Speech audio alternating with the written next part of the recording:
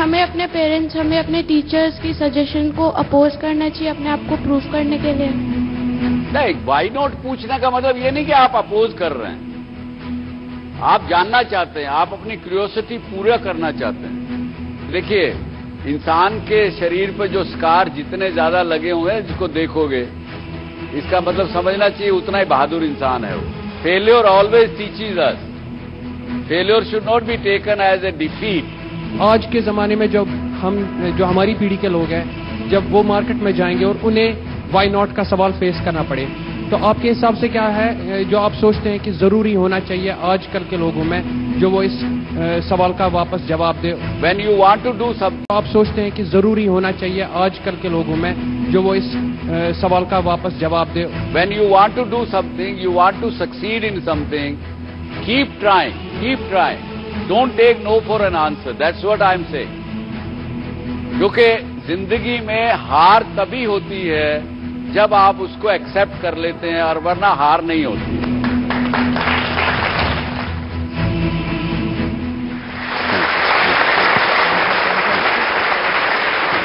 Thank you. How are you today?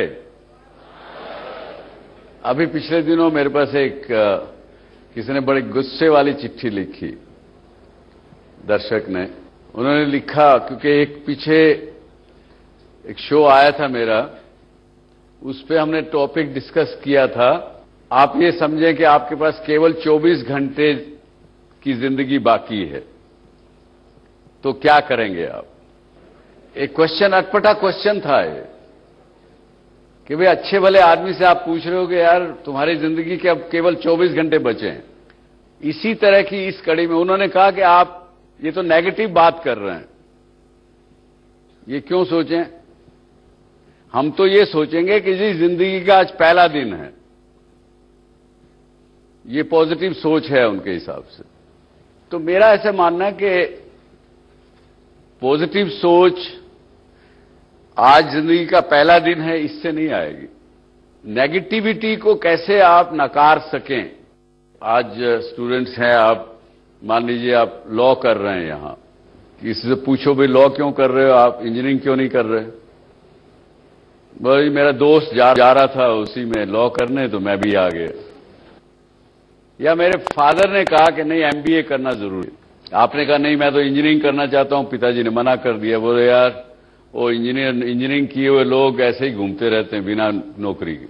पर हम पूछते नहीं जिंदगी से भाई क्यों, मैं जो करना चाहता हूं या करना चाहती हूं मुझे क्यों नहीं करने दिया जाता?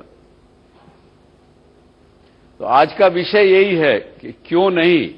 अपना मैं तजुर्बा बताता हूं आपको कि जब ये टीवी की बात ज्यादा करते हैं तो इसलिए टीवी की बात करूंगा। जब शुरू करने लगे तो जो वकील लोग थे उन्होंने कहा आप कर ही नहीं सकते। मैंने पूछा भाई क्यों नहीं कर सकते? Satellite television in India is restricted only to be done by the government, private sector कर ही नहीं सकता। क्यों नहीं कर सकता? ऐसा कानून है। उसके बाद आगे बढ़े तो एक क्वेश्चन हुआ कि क्या चलाएंगे, प्रोग्रामिंग क्या दिखाएंगे?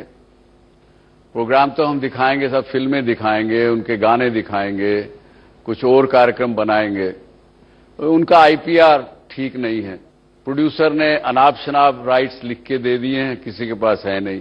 क्यों है ऐसा? तो क्यों जो प्रश्न है, क्यों नहीं, आपको जिंदगी में हर मोड़ पर आपको सलाह दी जाएगी ये आप नहीं कर सकते, लेकिन आपको पूछने की आदत है कि नहीं, क्यों नहीं, मैं क्यों नहीं कर सकता, मैं ये क्यों नहीं कर सकती। ये जब हम प्रश्न नहीं पूछते हैं अपने आप से या बाहर वालों से, तो एक न एक दिन हमारे अंदर भी नकारात्मक सोच आने लगती है। हम भी जिंदगी को नेगेटिव रूप में देखने लगते हैं, और जैसे नेगेटिविटी आ गई हमारे अंदर, वो मल्टीप्लाई होती है, फिर अंदर ही अंदर वो मल्टीप्लाई होती है। तो आपको कुछ भी जो चीज है वो पॉजिटिव दिखेगी नहीं। जिंदगी से हताश, निराश। अमेरिका एक ऐसी सोसाइटी है, अमेरिका में लगभग 35 से 40% लोग डिप्रेशन की गोलियां लेते हैं।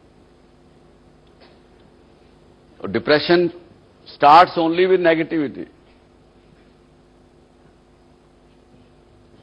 आप में से किसने कितना ऐसा कुछ महसूस किया है कभी? मैं 9th क्लास में था। मैं एक कोडिंग कंपटीशन में जाना चाहता था। तो मैंने अपनी फैमिली को बोला कि मेरे को 5000 रुपीज चाहिए, फॉर्म फिल करना है, ये करना है। तो मेरे डैड ने और लोगों से पूछा, वो बोलते हैं कि आपका लड़का तो बहुत छोटा है, ऐसे कैसे जा सकता है। तो घर वालों ने बहुत बोला कि नहीं आ सकते, नहीं आ सकते, नहीं आ सकते। तो मैंने उनसे बोला कि ठीक है, एक बार मौका दे दो, जीतूं तो ठीक है, नहीं तो फिर मैं किसी चीज के लिए नहीं बोलूंगा। भले ही मैं नहीं जीता, बट मैं फेमस हो गया। और फिर घर वालों ने अलाउ कर दिया आगे कंपटीशन जाने के लिए। बट कम से कम मैं 15 दिन तक घर वालों को परेशान करता, मुझे जाना है, मुझे जाना है, मुझे जाना है, मुझे जाना है। तो आपने उनकी ना को हाँ में बदल दिया। Yes sir. बड़ा अच्छी बात, very good. Anybody else, any other example? Sir, जहां तक बात क्यों नहीं की है, तो मुझे ऐसा लगता है कि सर कुछ चीजें एडवाइजेबल होती है जो नहीं करनी चाहिए। टीनेज मेंटालिटी एक ऐसी मेंटालिटी होती है, एक ऐसी जनरेशन होती है जिसमें अट्रैक्शन, डिजायर्स बहुत ज्यादा होते हैं। तो वो हर चीज चाहता है कि वो करे, वो करे, वो करे, बट एट दैट इंस्टेंट वो चीज उसके लिए गलत हो सकती है। तो सर जहां तक बात है क्यों नहीं, तो वो सिर्फ उन चीजों तक लीगल है, उन चीजों तक रिस्ट्रिक्टेड है जो सही है। और सर बात अगर आती है नेगेटिविटी की, तो sir these all depends on our actions, on our beliefs. हम कैसे, हमारे जेस्चर है, हमारा कैसा बिहेवियर है, उसी के हिसाब से negativity and positivity it automatically comes in our mind. Good. जैसे सर अगर आप किसी होली स्क्रिप्चर्स पर भी देखें, अगर किसी if let's take example of Gita, तो सर उसमें भी लिखा हुआ है the deeds which we do, the deeds which we commit, वही सारा हमारे पूरी साइकिल में होता रहता है। क्योंकि sir it is sir like a program. जैसे कोई प्रोग्राम होता है, अगर उसमें हम लोग कुछ एरर करते हैं, तो वही सिमिलर हमारी लाइफ पर भी फॉलो होता है कि अगर हम कुछ गलत काम करेंगे तो नेगेटिविटी आएगी, सही काम करेंगे तो वी विल फील कि हमारे एक पॉजिटिव ऑरा हमारे चारों तरफ है, और उसी के बिहार पर सारा होता रहता है। Very good sir. मतलब आज के 1.5 साल पहले मैं भंगड़ा सीखने गया था फर्स्ट टाइम। तो मेरे दोस्तों ने कहा, सबने कहा कि तेरे बस की नहीं है भंगड़ा करना, क्योंकि जो भंगड़े करने वाले होते हैं बहुत ज्यादा मतलब हट्टे कट्टे होते हैं, लंबे होते हैं। तो मैंने कहा नहीं, मैं करके दिखाऊंगा। वो रोज मेरे को मजाक उड़ाते थे, कहते नहीं तेरे बस की नहीं, तू नहीं कर पाएगा।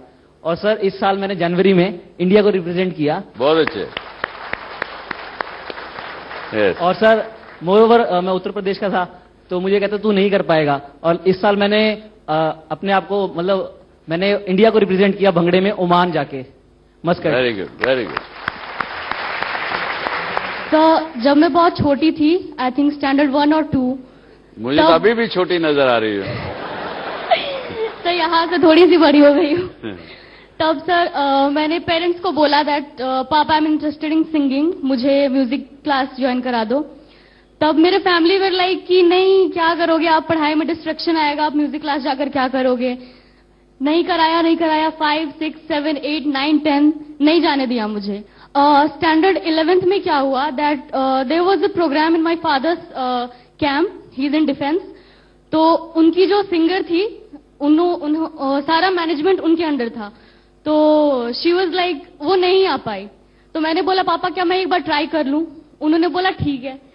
तो सिंगर तो आ गई थी, बट पापा ने मुझे सुना गाते हुए। एंड तब उन्होंने बोला कि बेटा आपके साथ तो नाइंसाफी हो गई, आपको भेजना था स्टैंडर्ड। तब भी उन्होंने बोला कि अभी तो फिर आपके 12th के बोर्ड्स आएंगे फिर एंड ऑल। बोर्ड्स खत्म हो गए, उसके बाद जो 2-3 महीने की छुट्टियां आती हैं, उसमें मैंने बोला पापा 3 महीने की छुट्टी है, मुझे एक सिंगिंग कोर्स कर लेने दो। देन ही सेड कि जाओ। फाइनली मैंने उनको कन्विंस कर लिया और मैंने म्यूजिक क्लास ज्वाइन करी। फिर मेरा यहाँ पर एडमिशन हुआ, मुझे कोर्स बीच में छोड़ना पड़ा। यहाँ पर आकर मैंने फिर से कंटिन्यू किया, यहाँ पर क्लब ज्वाइन किया। यहाँ पर इतनी अच्छी ये जगह है कि यहाँ पर हमारे हर एक टैलेंट को स्टेज मिलता है, प्लेटफॉर्म मिलता है। मैंने यहाँ पर ज्वाइन किया and finally I did it sir. So आपने देखा, एक question why not can change your thought process, can change your life. जिस पेरेंट्स ने 6 साल तक उस लड़की को म्यूजिक सीखने नहीं दिया, उसने ज्यादा सवाल नहीं पूछे व्हाई नॉट, लेकिन बाय चांस जब उनके फादर ने उनको गाते हुए देखा सुना तो उनको लगा कि उसमें मेरी बच्ची में टैलेंट है और मुझे उसको करने दिया जाना चाहिए। लेकिन यदि आप प्रश्न पूछती कि व्हाई नॉट पापा, probably you would have started that earlier itself.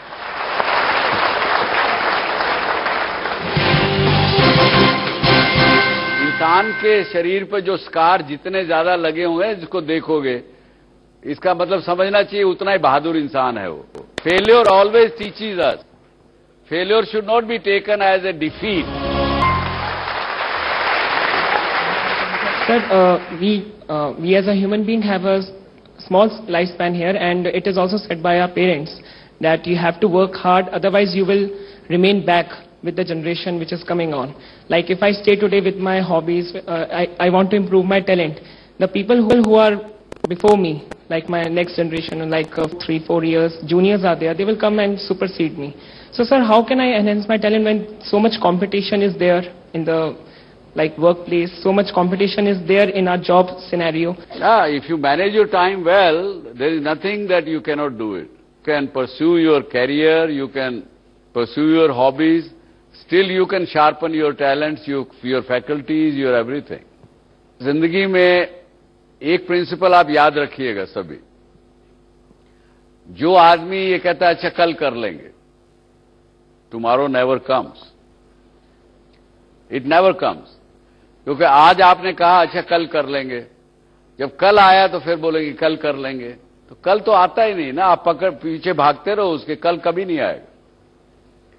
It is a time management issue what you are asking, but my short answer is yes, you can pursue your career, you can pursue your hobbies, yet you can sharpen your talents, you can learn more and more. Because my belief is that a person is student throughout his life. आज मैं आपके पास यहां आया हूं, आप मेरे को सुनने के लिए आए कि आपको लगता है कि शायद आपको मेरे से कुछ सीखने को मिले, लेकिन मैं आपको बता के जाता हूं सच में मैं हर जगह जहां भी जाता हूं मुझे कुछ ना कुछ वहां से सीखने को मिलता है।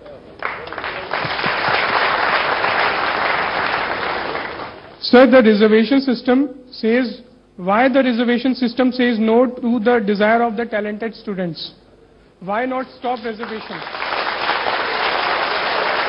ये रिजर्वेशन की जो बात हम कर रहे हैं, अपना इंसिडेंस बताता हूं। जब वीपी सिंह की सरकार थी गत वर्ष में, उन्होंने मंडल कमीशन रिपोर्ट को इंप्लीमेंट किया, लागू किया। बहुत से स्टूडेंट्स ने अपने आप को जला के मार डाला। मुझे नहीं लगता कि आप लोगों में से बहुत लोगों को याद होगी ये बात, लेकिन फैकल्टी के लोगों को कुछ जरूर याद होगी, आप लोगों ने पढ़ा होगा। वो भी इसलिए उन्होंने अपने आप को जलाया, जिंदा जलाया कि वो रिजर्वेशन के खिलाफ थे, उनको लगा कि ये गलत हो रहा है। एक तो राजनीति है, लोगों की वोट की राजनीति जब तक इस देश में रहेगी, parliamentary democracy in the form of what we are running today, ये चीजें होंगी। पॉलिटिकल कंपल्शन जिनको हम रूप दे देते हैं। दूसरा, ये भी एक सच्चाई है कि इस देश को आजादी मिलने से पहले बहुत सी जातियों को, बहुत से लोगों को, आज भी हमारे देश में, समाज में जन्म से किस जाति में पैदा हुआ इस बात की चर्चा करते हैं लोग। वो अभी भी सोशल इनइक्वालिटीज हैं हमारे समाज में, उस समय बहुत ज्यादा थी। वो समाज पिछड़े रह गए थे, उनको आगे लाने के लिए कुछ आपको, उनकी टैलेंट नहीं है उनमें, उसको मौका मिलेगा ही नहीं, कहीं भी वो जा नहीं पाएंगे। इसको करने के लिए हमारे एल्डर्स ने सोचा कि उनको रिजर्वेशन देंगे तभी वो कुछ समाज में आगे आ सकेंगे। लेकिन अगर उस समय की बात को देखें तो उन्होंने ये कहा था कि अगले 20-30 साल अगर ये रिजर्वेशन रहेगी तो उसके बाद इसको रोक दिया जाएगा। लेकिन वो रोका नहीं गया, वो चलता रहा, अभी भी चलता जा रहा। तो फर्क इतना ही है, आपकी बात भी समझता हूं, लेकिन उसका एक यही है कि उनको भी साथ में लीजिए, आप भी आगे बढ़िए, तभी काम चलेगा। Sir, I would like to deviate a little bit from the topic. Why not? Sir, I would like to talk about entrepreneurship among students. I have a long-term goal of becoming an entrepreneur and setting up our own business. And because I'm an electronics engineer, I would like to do something in my own field, which I feel that because India has so much of foreign exchange loss due to electronics import, there is a huge opportunity in the electronics industry in India. Sir, I would like to ask you one simple question, that is, a student like me who's just graduating and passing out, for them to learn entrepreneurship and to get some hands-on experience, what would you like to suggest to somebody like me? Being an entrepreneur, either you have that talent or not, you have to check that. अगर आपकी mentality बचपन से risk ना लेने की हो, या आपने सोचा हो जिंदगी में कि यार फिक्स इनकम मुझे मिलती रहे महीने की, साल की, उससे मैं अपनी लाइफ बनाऊंगा, अपनी शादी करूंगा और आगे बढ़ूंगा या बढ़ूंगी, तो आपको खुद को समझ लेना चाहिए कि आपके अंदर एंटरप्रेन्योरियल टैलेंट नहीं है। ये आपको खुद समझने की बात है। कोई आपको, एक आपकी चाह होती है कि मैं ये बनना चाहता हूं, दूसरी तरफ आपके अपने टैलेंट हैं, उसकी कैपेबिलिटीज हैं। आपकी कैपेबिलिटी और चाहत में बहुत ज्यादा अगर गैप होगा तो आप ना इधर के रहेंगे ना उधर के रहेंगे, ना खुदाई मिला ना विसाले सनम, ना इधर के रहे ना उधर के रहे। तो ये समझ के चलिए, बाकी कोई एक्सपीरियंस करने की और की कोई आवश्यकता नहीं। अपने अंदर विश्वास रखिए, कूद जाइए। आप में टैलेंट एंटरप्रेन्योर बनने का, आप बन जाएंगे, कामयाब होंगे, कोई परेशानी की बात नहीं। Education and knowledge are two different terms, but related to each other. And I want to know, according to you, what is the most important? Both are together. Knowledge is a result of education. When you study something, you gain knowledge. That's the result of education. Sir, मेरे को आपसे एक question पूछना था कि जब बात आती है क्वेश्चन व्हाई नॉट की, कि हमें अपने पेरेंट्स, हमें अपने टीचर्स की सजेशन को अपोज करना चाहिए अपने आप को प्रूव करने के लिए? नहीं, व्हाई नॉट पूछने का मतलब ये नहीं कि आप अपोज कर रहे हैं।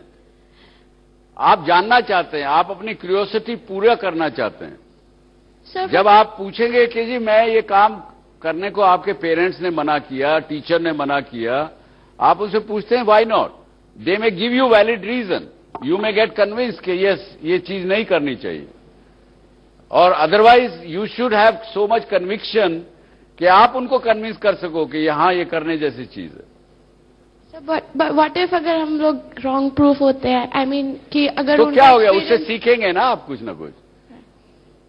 और गलती जब होती है, देखिए इंसान के शरीर पर जो स्कार जितने ज्यादा लगे हुए हैं, जिसको देखोगे, इसका मतलब समझना चाहिए उतना ही बहादुर इंसान है वो। Thank you sir. Failure always teaches us. Failure should not be taken as a defeat. Should a direct no should be a way out, or some effective ways of saying no should be used?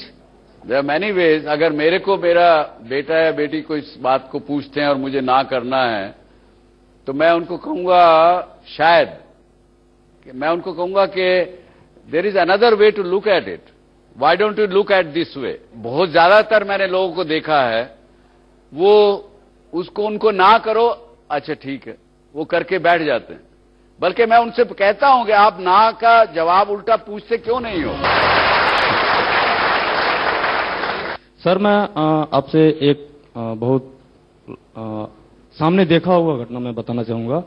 मैं sir Gopalganj district Bihar से belong करता हूं। Sir, मेरे गांव में एक Muslim family था। वहां पे एक आदमी के लगभग 6-7 बच्चे थे। सर, उसमें से एक जो छोटा वाला था, वो लड़का था। सर, जब वो जन्म लिया, उसके बाद उसकी माँ एक्सपायर कर गई। पिता थे, वो दिल्ली में दूसरी शादी कर लिए, बच्चों से कोई और नहीं था। फिर जो उसके घर के लोग थे, वो बच्चों को मतलब देखभाल करना बंद कर दिए। बच्चा ठंडी में ऐसा हुआ कि उसको जॉन्डिस हुआ, फिर वो पैरालाइज हुआ, एक्सपायर कर गया। गांव के लोग मतलब कोई भी उससे बिलोंग नहीं किए। फिर मैंने अपने फैमिली में बोला कि आखिर उसको क्यों नहीं हम लोग सपोर्ट कर सकते।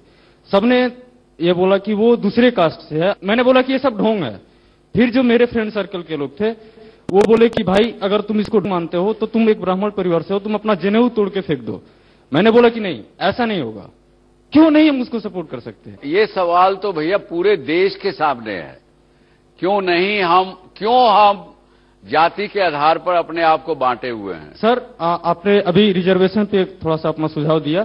सर मैं रिजर्वेशन पे थोड़ा सा अपना सा सुझाव देना चाहूंगा। आखिर हम सब मिलके क्यों नहीं सबको आगे बढ़ाना चाहते। हम सब ये क्यों सोचते हैं कि अगर रिजर्वेशन है तभी हम उसके बल पे आगे बढ़ेंगे, या फिर हम जनरल से हैं तो हम अपने मेहनत पे सिर्फ अपना विकास करेंगे, अपना डेवलपमेंट करेंगे। हम ये क्यों नहीं सोचते कि हम पूरे समाज का इक्वल सब मिल के डेवलपमेंट करेंगे। ऐसा क्यों नहीं सोचते हैं सर।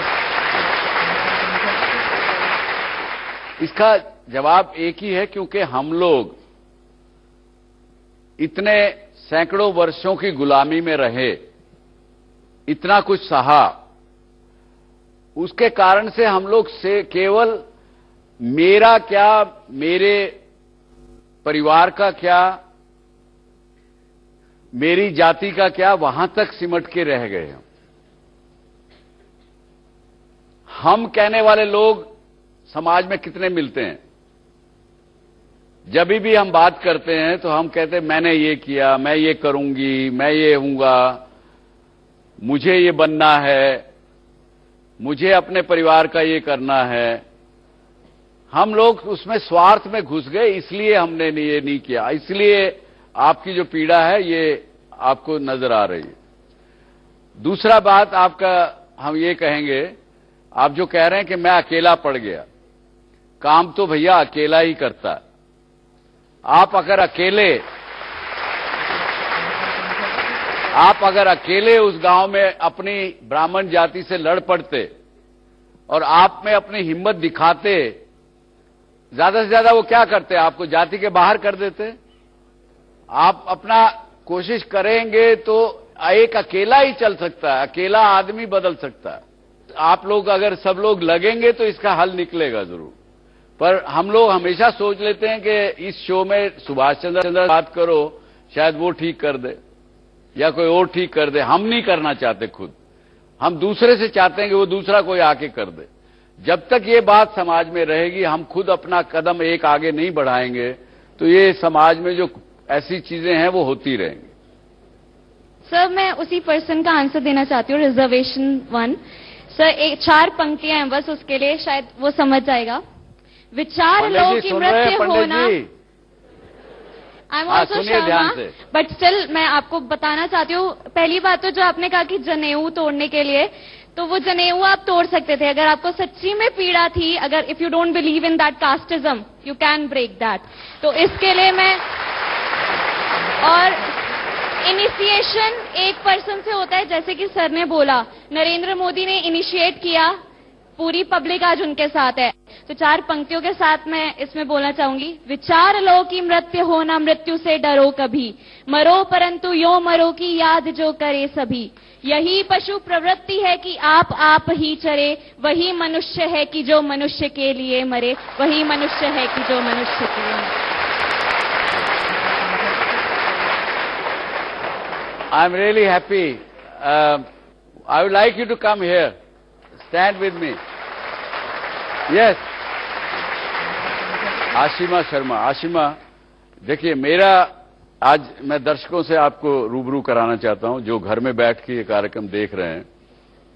मेरा भी ऐसा मानना है कि हमारे शास्त्रों में ये कहा गया कि इंसान के भी कई रूप से उसको जाना जाता है। जो आदमी, जैसे अगर मान लो मैं केवल खुद से बहुत ज्यादा स्वार्थी हूं, अपने ऊपर बात सोचता हूं, तो उसको हमारे शास्त्रों ने कहा it's a mineral human being, यानी जिसमें कोई जान नहीं है, मिनरल ह्यूमन बीइंग उसको कहा गया। जब मैं थोड़ा सा अपना दायरा अपने से हटा के अपने परिवार के ऊपर ले जाता हूं, बाकी और किसी की परवाह नहीं करता, तो उसको इंसान को कहा गया वेजिटेबल ह्यूमन बीइंग।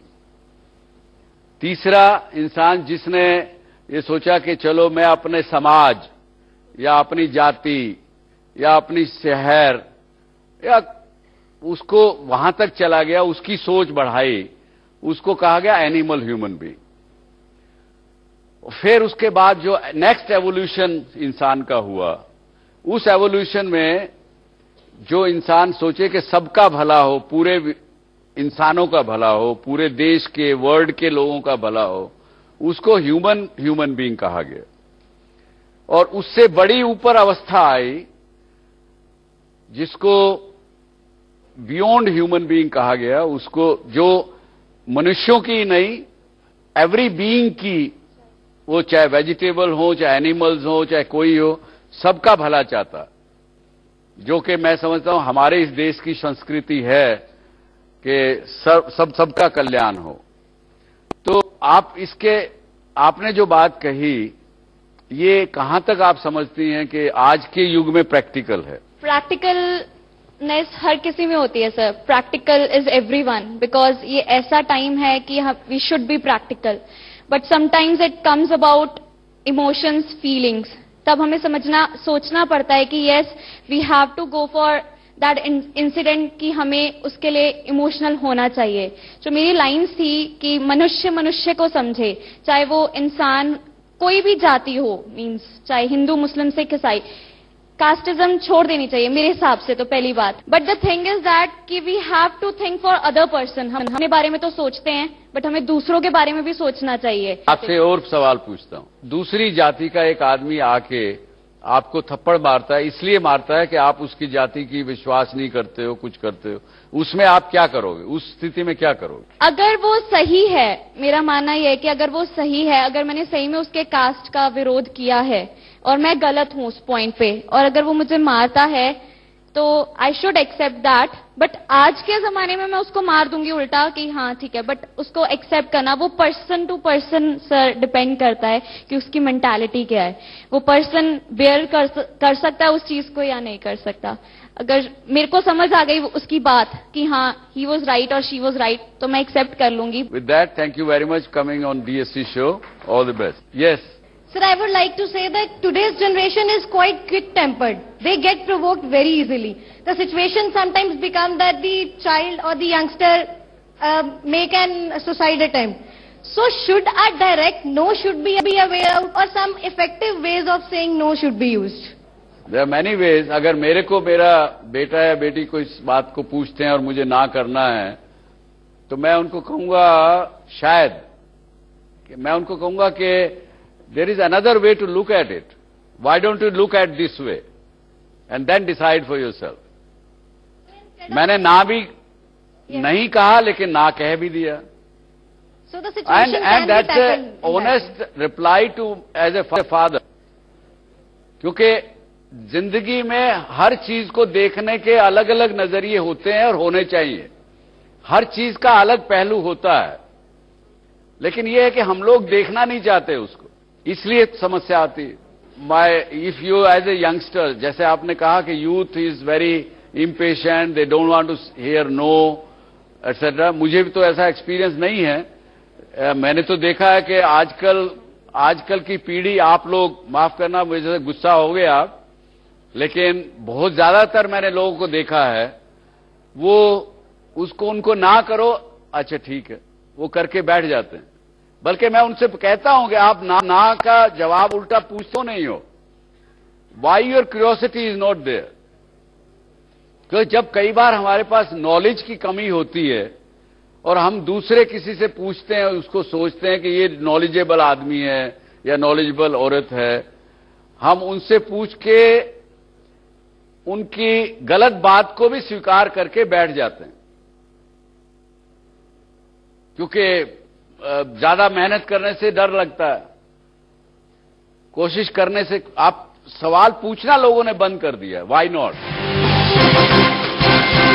आज के जमाने में जो हमारी पीढ़ी के लोग हैं, जब वो मार्केट में जाएंगे और उन्हें व्हाई नॉट का सवाल फेस करना पड़े, तो आपके हिसाब से क्या है जो आप सोचते हैं कि जरूरी होना चाहिए आजकल के लोगों में, जो वो इस सवाल का वापस जवाब दे? When you want to do something, you want to succeed in something, keep trying, don't take no for an answer, that's what I am saying.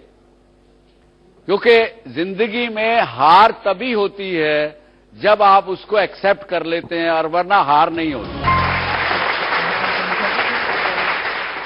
Sir, जब आपने स्टार्ट किया था तो आपकी हम्बल बिगिनिंग्स थी काफी, तो उस वक्त भी आपको इफ नॉट वाई नॉट के प्रश्न से आपको फेस करना पड़ा, मगर आपने फाइट बैक किया। मगर तब से आज तक अब मार्केट काफी चेंज हो चुका है। तो आज के जमाने में जब जो हमारी पीढ़ी के लोग हैं, जब वो मार्केट में जाएंगे और उन्हें वाई नॉट का सवाल फेस करना पड़े, तो आपके हिसाब से क्या है जो आप सोचते हैं कि जरूरी होना चाहिए आजकल के लोगों में, जो वो इस सवाल का वापस जवाब दे और काफी करारा जवाब मिले उन लोगों को जो वाई नॉट का प्रश्न सामने रख दे? देखिए, समय पहले भी वही था, आज भी वही है, आगे फिर आता रहेगा, और ये प्रश्न हमेशा उठता रहेगा वाई नॉट। लेकिन अगर आप वाई नॉट पूछ के अगर बैठ गए चुपचाप, तो आप आगे नहीं बढ़ेंगे। लेकिन you should not take no for an answer. When you want to do something, you want to succeed in something, keep trying, keep trying, don't take no for an answer, that's what I am saying. क्योंकि जिंदगी में हार तभी होती है जब आप उसको एक्सेप्ट कर लेते हैं, और वरना हार नहीं होती। यस सर, मेरा मानना यह है कि मतलब हम ज्यादा से ज्यादा अपने सजेशंस अपने लिए जो हमारे लिए अच्छा है अपने पेरेंट्स से ही पूछते हैं। तो अगर मैं अपने पेरेंट्स से कभी कभार ऐसे पूछ लेती हूँ कि मम्मा वो कर सकते तो मैं क्यों नहीं, तो मेरी मम्मी मुझसे ये कहती है कि उन्हें एक्सपीरियंस, मतलब उन्हें खुद को एक्सपीरियंस है कि ये काम तुम्हारे लिए नहीं है और वो काम उसके लिए है। तो सर, ये मेंटालिटी पेरेंट्स क्यों सेट कर लेते हैं कि उनको जो एक्सपीरियंसेस थे वही एक्सपीरियंसेस हमारे साथ होंगे? सर, हमारे अपने अलग एक्सपीरियंसेस हो सकते हैं, टाइम अलग है। तो सर, मेरा क्वेश्चन यही है कि ऐसी मेंटालिटी सेट क्यों है? यही तो मैं भी कह रहा हूं, आप जो मैं कह रहा हूं वही आप कह रही हैं कि ये सब जब है, क्योंकि उन्होंने, आपकी मदर ने, उनको जो देखने को मिल रहा है, उन्होंने अपना माइंडसेट उसमें कर लिया, तो इसलिए उन्होंने कह दिया आपको कि वो उनके लिए है, आपके लिए नहीं है। तो ऐसी बात मत सोचिए। सर, अगर मैं ऐसी बात नहीं सोचती हूँ और मैं कुछ अगर अलग हटके करती हूँ, करिए सर। कर चुकी हूँ मैं, क्योंकि मेरी मदर चाहती थी मैं लॉ में जाऊं और मैं जर्नलिज्म कर रही हूँ। तो घर में मुझे पहले तो बहुत, मतलब घर पूरे परिवार में नहीं, वो लॉ की कोचिंग करवाई, इतना पैसा लगवाया, सब करा मैंने, बट लास्ट मोमेंट पे मना करके मैं जर्नलिज्म में आ गई, क्योंकि मेरा हमेशा से माइंडसेट था। तो सर, अभी भी मेरी मम्मी मेरे से सैटिस्फाइड है, she is proud of me कि मैं कुछ अलग कर रही हूँ। बट कभी कभी she calls me and she cries saying कि मैं चाहती थी कि तू लॉ करे, मैं तुझे उस लाल बत्ती की गाड़ी के साथ देखना चाहती थी। तो सर, मेरे को अभी भी बिल्कुल समझ नहीं आता कि if she is proud of me, तो फिर ये मेंटालिटी क्यों आ जाती है कि मैंने जब वाई नॉट पूछा तो ये मेरे को आंसर मिल गया क्योंकि हमें एक्सपीरियंस है। सर, हमारे अपने एक्सपीरियंस भी हो सकते हैं। तो सर, ऐसा हम क्या कर सकते हैं कि हम अपने पेरेंट्स को कन्विंस कर दे कि देखो जो मैं कर रही हूँ वो मेरे लिए अच्छा है, आप जो चाहते थे वो हो सकता था। आप एक बढ़िया जर्नलिस्ट बन के दिखाइए, और उसके बाद एक और ऊंची लाइफ में आगे बढ़ के दिखाइए, आपकी मदर का भी सोचना बदल जाएगा। You have to do that. Yes sir, definitely sir. Yes sir, मेरा क्वेश्चन ये है कि कई बार कुछ लगातार असफलताएं होती है या कोई शारीरिक अक्षमता होती है, तो उसकी वजह से हमारे अंदर हीन भावना आ जाती है, उसको कैसे रिमूव करें सर? क्योंकि वो सफलता प्राप्त करने के लिए बहुत जरूरी है हीन भावना को रिमूव करना, उसके लिए मैं पूछना चाहूंगा। मैं तो हमेशा कहता हूं, वेरी गुड क्वेश्चन। हीन भावना जब आती है वो इसलिए आती है कि आप हार मान चुके हैं किसी भी विषय को लेकर के। मैं बार बार यही कह रहा हूं आपसे, और मेरे शो आप देखिए, अगर पुराने शो नहीं देखे हो आपने तो YouTube पे जाके देखिए, हर जगह मैं यही कह रहा हूं कि हीन भावना को आने मत दीजिए। ये आपका अपना विकार है, ये हमारी डिजीज है अपने अंदर, और वो आती है जब हम डिफीट को स्वीकार कर लेते हैं, एक्सेप्ट कर लेते हैं। उसको मत आने दीजिए तो नहीं होगा। How you thought that you'll do this that you are right now? Did you had any, kind of in your mind that you will do this in your future, or it just appeared like that? नहीं, ऐसा कुछ नहीं था। ये तो बड़ा लंबा सवाल, लंबी बात हो जाएगी, लेकिन इतना ही बताऊंगा मैं आपको। मुझे जब मेरे ग्रैंडफादर ने बुलवा लिया, स्टडी छुड़वा के, हॉस्टल में था मैं भी। तो जब उन्होंने वापस बुला लिया, उन्होंने कहा भैया अब तो ये तेरी फीस वीस और खर्चा बर्दाश्त करने की ताकत नहीं है। तो करीब उस समय में, ये बात मैं बता रहा हूं आपको 1966 की, तो लगभग 300 रुपए महीना में खर्चे के लिए मैं मंगाता था घर से। तो उन्होंने कहा ये तो हमारे पास नहीं है, आप वापिस आ जाओ। वापिस आ गए। उस समय में मेरे सामने एक ही दिशा थी, एक ही ध्येय था, एक ही लक्ष्य था। वो था कि फैमिली के अंदर बिजनेस बंद हो चुका था, नुकसान लग चुका था, 5 लाख का कर्जा था। मेरे सामने केवल एक लक्ष्य था कि वो 5 लाख रुपए मुझे कमा करके वापस चुकाने हैं, जिसका कर्जा देना है। उस ध्येय से चला। वो जब ध्येय पूरा हो गया, उसके बाद नए से नए बेंचमार्क बनते रहे गए, लाइफ में आगे बढ़ते चले गए। पर एक टाइम में एक ही बात को दिमाग में रखिए, कामयाब अगर होना है तो, अगर आप किसी चीज पे चलने लगे हैं, आपको विश्वास रखिए सबसे पहले अपने आप पर, विश्वास के साथ आगे बढ़िए। पर ध्येय जो बनाया है आपने, उस ध्येय को जिए, drink it, sleep with it, live with it. You will always find success. That is all I can say. With that, I would say thank you very much once again. And it was a pleasure to be here at the lovely professional university. Hopefully, I'll see you again. Thank you very much. Bye-bye. जर तुम्हाला doctor Subhash Chandra show मध्ये सहभागी होण्याची इच्छा असेल तर आम्हाला SMS करा, DSC स्पेस द्या, तुमचं नाव टाईप करा आणि पाठवा 57575 वर। तुम्ही ईमेलही करू शकता dsc@zmedia.slgroup.com वर। झी 24 तास रहा एक पाऊल पुढे।